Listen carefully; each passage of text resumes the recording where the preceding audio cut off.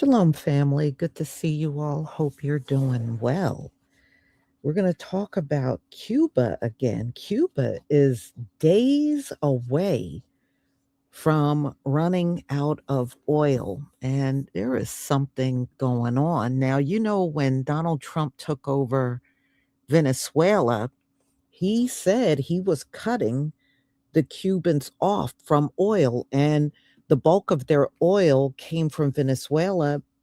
And now that Maduro is no longer the sitting president there, they're not getting any money in oil like they used to. Venezuela was doing a lot to try to help them out because they knew, the Cubans were not doing well.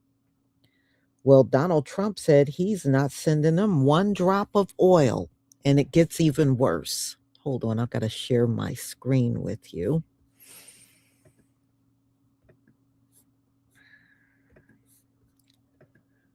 Okay.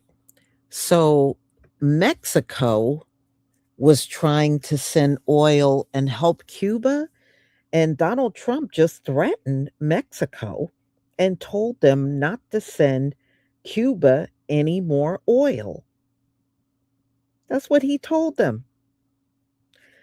So he is doing everything he can to starve these people out. Cuba has no power more than they actually have power on. The power is usually out more than it's on that island. And I told you they're going through a starvation. Homelessness is going through the roof there. They are leaving by the thousands, trying to go elsewhere. And it really is a bad situation. It is really bad for them. But today was the first time I found out he's even making threats on Mexico not to help Cuba. So he really wants them to go into a full collapse. And right now, they are days away from fully collapsing because they have no oil. But you know what? I'm kind of glad these things are happening.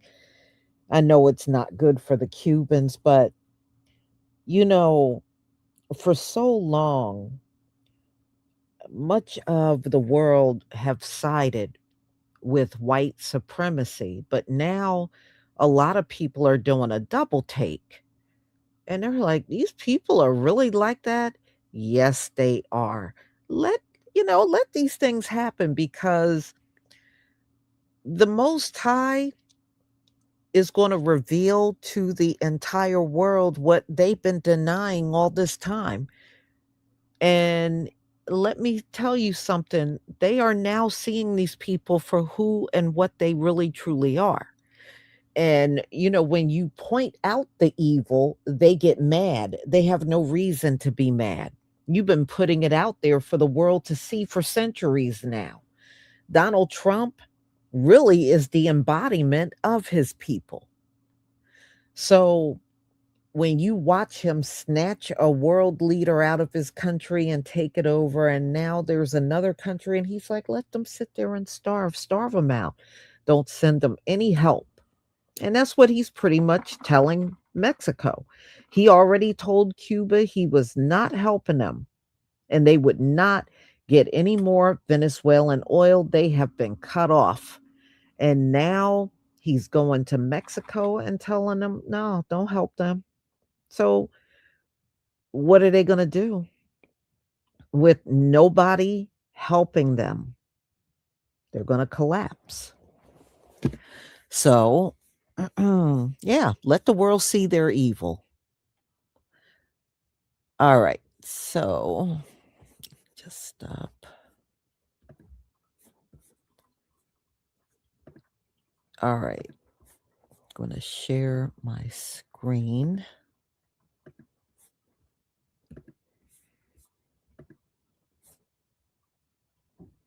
Please give me a 1 if you can see my screen.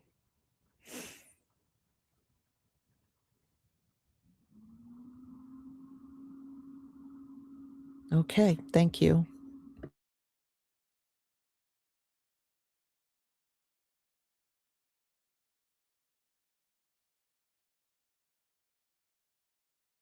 Short, which is why ultimately I'm in Cienfuegos, because the taxi couldn't bring me any further. And it's so hard to get from one city to another. It's a freaking adventure in itself. And it's actually really expensive. They don't like accepting pesos. They want dollars because the exchange rate is changing on a daily basis. We are really, like I said, living in unprecedented times, perhaps the worst time in Cuban history. That's saying something. Maybe it was a little bit worse during the Independence War when there were concentration camps, but I digress. ¿Van a pescar? Ustedes están pescando para cangrejos, para cebo, ¿no? Para comer, sí. Para comer. Para comer.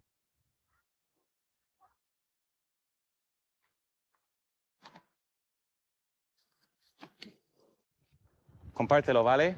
Thank you. Bye, bye. Bye. Un pitcher con tremendas condiciones, buena velocidad. Cuba needs 100,000 barrels of oil a day just to keep the lights on. But right now, the tank is almost empty. For years, Venezuela was Cuba's biggest lifeline. But after the US seized control of its oil industry, that supply has collapsed. Energy experts warn that Cuba has just 15 to 20 days of oil left. And after that, rolling blackouts, factories shutting down, and even water systems failing. And President Trump isn't easing up. He's threatening tariffs on any country that sends oil to Cuba, cutting off any rescue routes. That puts Mexico in the spotlight, one of the last remaining fuel suppliers. President Sheinbaum has defended its long-standing support for Cuba and promised continued solidarity. But it's also America's top trading partner, and a major trade deal is up for renegotiation this year. Trump has also repeatedly vowed to strike the drug cartels that he says run Mexico. The White House says this is about national security, accusing Cuba of backing hostile actors. But the pressure is pushing an already fragile country towards what experts warn could be an unprecedented humanitarian crisis. Nearly every US president since Eisenhower has tried to topple Cuba's communist government. Trump believes it can finally happen on his watch, and without firing a single shot. Cuba is running out of oil. With Venezuela under de facto American control, this island is cut off from its largest oil supplier. I've lived here for more than 14 years, but the way this crisis has struck so quickly and widely has really surprised me. So there's a real sense of unease rippling across this island nation of 9 million people. And frankly, things feel very different to me at the moment. Now the power is off more hours a day than it is on. We are seeing gas lines, even at stations that charge in US dollars, that go on for hours. To fill up there can cost more than $50, which is quite a bit more than most Cubans make in a month.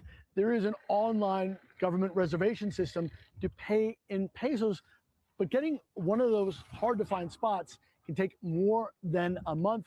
I spoke to one energy expert who said there are no more oil shipments on the horizon for Cuba. According to Politico, the White House is considering placing a naval blockade on Cuba. And one U.S. embassy source even told me the diplomats have been advised to, quote, have their bags packed. While there are no signs of a diplomatic drawdown, the White House is openly looking for new ways to put pressure on the communist-run government here, which is remaining defiant. President Diaz-Canel ordering one of the largest demonstrations in front of the U.S. Embassy just days ago that I've seen in years. Guys, do not look now. It looks like Cuba is in a full-blown banking crisis, and they only have about 15 to 20 days of oil left. Reports on the ground are that Cubans cannot get their money out, and the system is breaking down.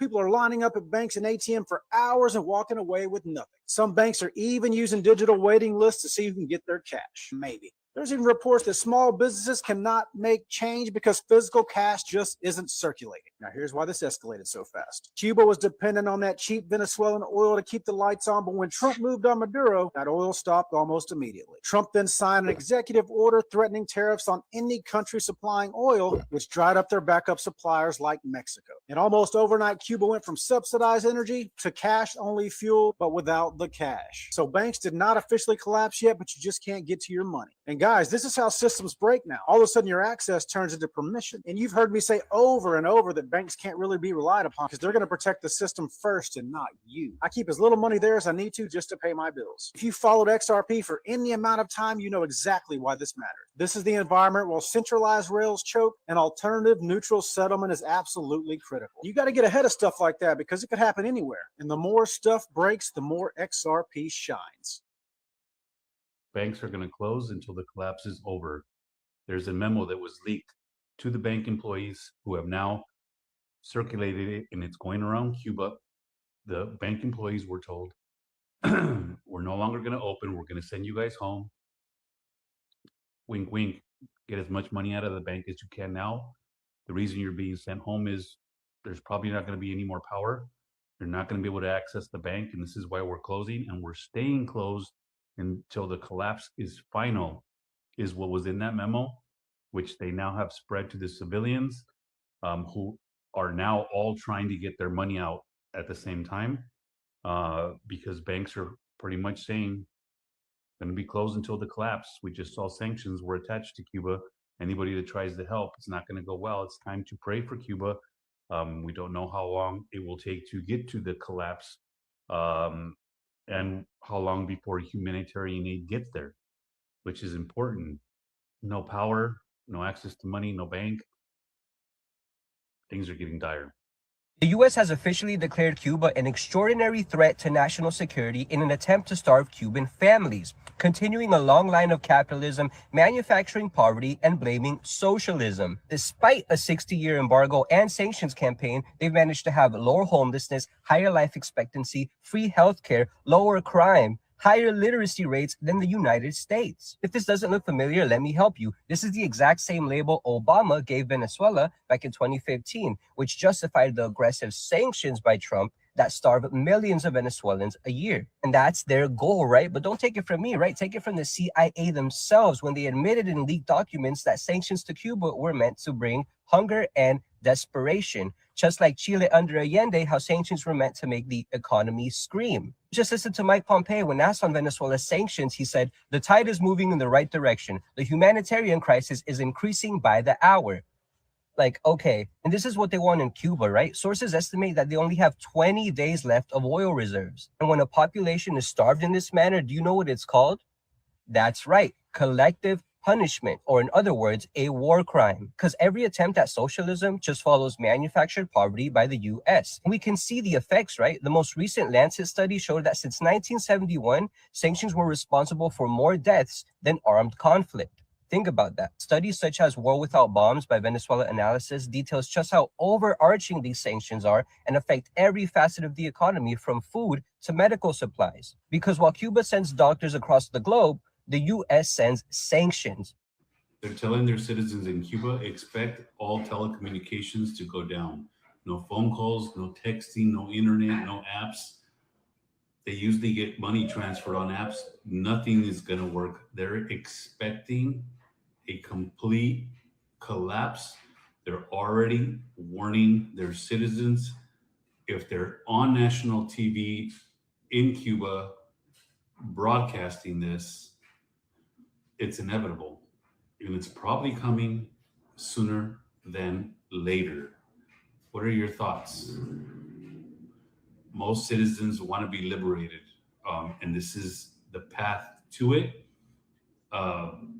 They understand. I've seen them, I've heard them say it's going to get darker before it gets better. And they're expecting it, they're preparing for it. But flat out on television, talking about complete telecommunications shutdown, looks like it's coming quicker than expected. Cuba is running out of oil. We're not talking about months, weeks. We're talking about days. At least the Financial Times says Cuba has roughly about 14 days until they're completely out. And we're talking about fuel. We're talking about gasoline for cars. We're talking about for their power plants. All of it gone in potentially 14 days. So what is going on?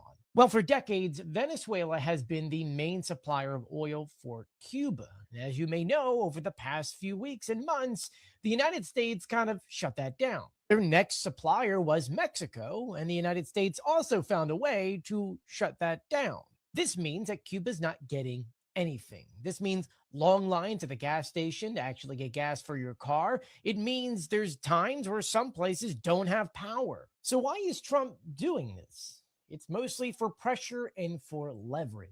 Ultimately, there's not many communist countries left in the Western Hemisphere. Venezuela was sort of one of them, and now the US is taking care of that. And now they look to Cuba being the next one and an ally of Russia. And so going after Cuba's oil and trying to make the people suffer, realistically, the government, he's trying to pressure change inside of Cuba. What would this change look like? We don't know. We know that yesterday Donald Trump spoke in Air Force One saying that he's starting to speak to Cuban leaders. But Trump is hoping that there's going to be enough pressure onto Cuba so that Cuba kind of does whatever the US kind of says. Like I said before, we don't know what that's going to be, but I'll be sure to keep you updated. So please do share my videos and follow me for more. What are they trying to do with the Cuban people? Today it is freezing outside with 16 degrees Celsius, and we have been more than 10 hours, almost 12, with no power and water. Other people are struggling too with the gas fuel and cannot cook anything. What are elders gonna do? Even the internet connection is highly affected.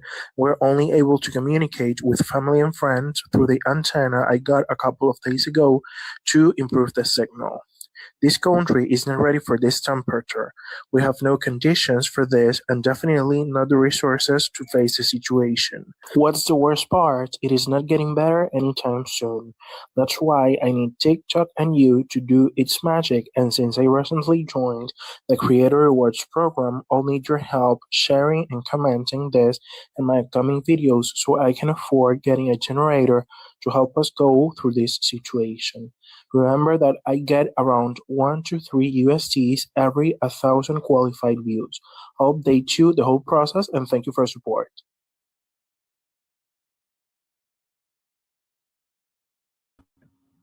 Okay. So, I mean, listen, Donald Trump said he's willing to put up naval blockades. So, putting naval ships around Cuba so nobody will bring them any oils or anything they need. I mean, that is absolutely crazy. But it is what it is. This is his way of eventually taking over Cuba. You know, it'll be another one of those locations that Donald Trump will take over. So he's just going to starve them out until it gets to that point. It is wicked, but we have been around this wicked our whole lives, you know? And I hate to tell the Cubans, it's never going to get better. If Donald Trump take that place over, it is never gonna get better. It's never gonna get better for the Venezuelans. It is not gonna improve the quality of your life because Donald Trump took it over. Donald Trump, he is not gonna do that for any brown people. You can best believe it. It's never gonna happen. So, yeah, he'll either he already said the US will run Venezuela, indefinitely, or unless he can get like his little puppet government in there. Same with Cuba. They probably will run it for a while and then get some puppet that will do anything the US tell them to do and place them in there. But life is not going to get better for Venezuelans and Cubans. I'm just telling you what we know and what we have experienced being under the rulership of these folks. They don't make anything better. So, I will follow this story and see what happens like in another 2, 3 weeks. That's when they're expecting their economy to collapse in Cuba. And you can already see they're closing the banks and everything. I mean, that is like crazy. After about 2 weeks, they won't even be able to have their cars on the road because there will be no gasoline, there will be no oil, and they said they use the oil to run their electrical system, and that's why they're having so many blackouts because it's just not enough oil to keep the power running. So, yeah, I mean, it's pretty bad. Mm, mm, mm. I knew these crazy things occurred, but now we are looking at it in real time. We really are. So, y'all, I'm going to go ahead and conclude. I want to thank you for being here. And I did get a few donations on my Give, Send, Go. I want to thank you for that. I'm not that far away from my surgical date. So I do still appreciate any donations you can give. And I also want to give you a reminder on all of my stores, TikTok, Shopify, and Etsy. There is a sale going on 30% off of the hair growth butter. So, you know what? You want to grab that up. The sale will be going on until the 8th. And then I will also be doing another sale, but it will be the entire store around President's Day. So I think that's like the 16th, I believe.